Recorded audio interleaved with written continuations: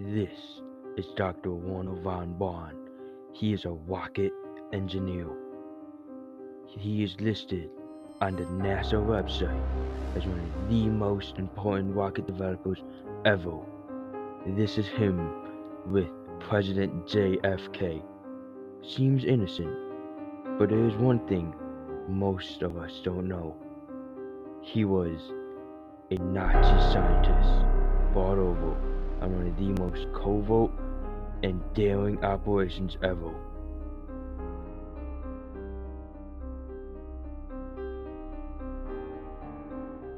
My fellow citizens, my subject tonight is science in national security. Earth satellites in themselves have no direct present effect upon the nation's security. However, there is real military significance to these launchings. For example, the powerful propulsion equipment necessarily used. We frankly recognize that the Soviets are building up types of power that could, if we were attacked, damage us seriously. This is because no defensive system today can possibly be airtight in preventing all breakthroughs of planes and weapons.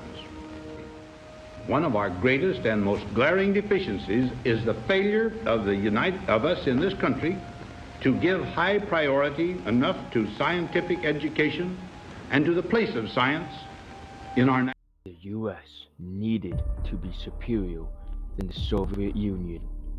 And what better way than to recruit scientists from a nation that managed to overtake almost all of Europe.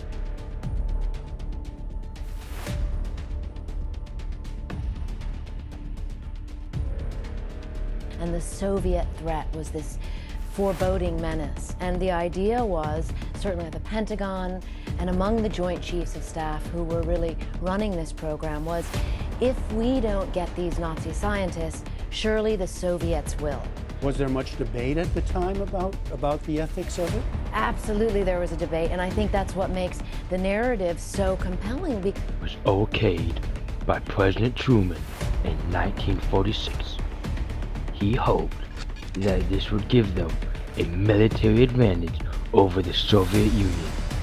They enlisted over 1,600 German scientists, engineers, and technicians, one of which was Dr. Braun.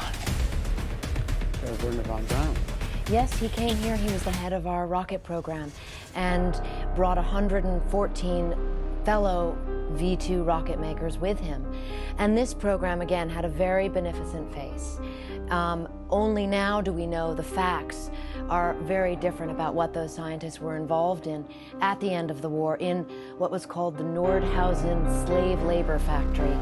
Deep in the tunnels, you had concentration camp prisoners building the V2 rockets. I think one of the worst case scenarios was that the United States military made the decision to bring Walter Schreiber. This was Major General Dr. Walter Schreiber, the Surgeon General of the Third Reich.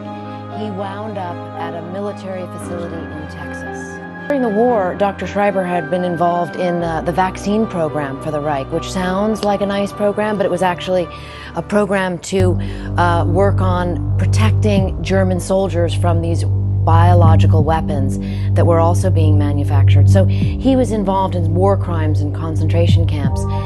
We saw him as someone who we absolutely wanted here for his knowledge. So in the United States, it still remains unknown what exactly he did, only that he worked for the U.S. Air Force in Texas. What they did was known, right, to the people who were, to the Americans who were seeking them out.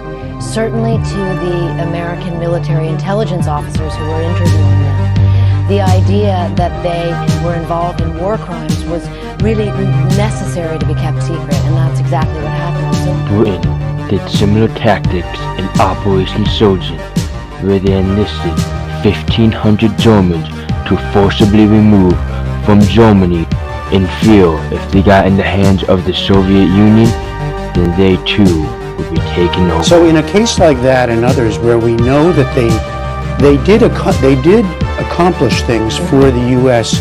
when they came here, then the question, and you write this, does accomplishment cancel out past crimes.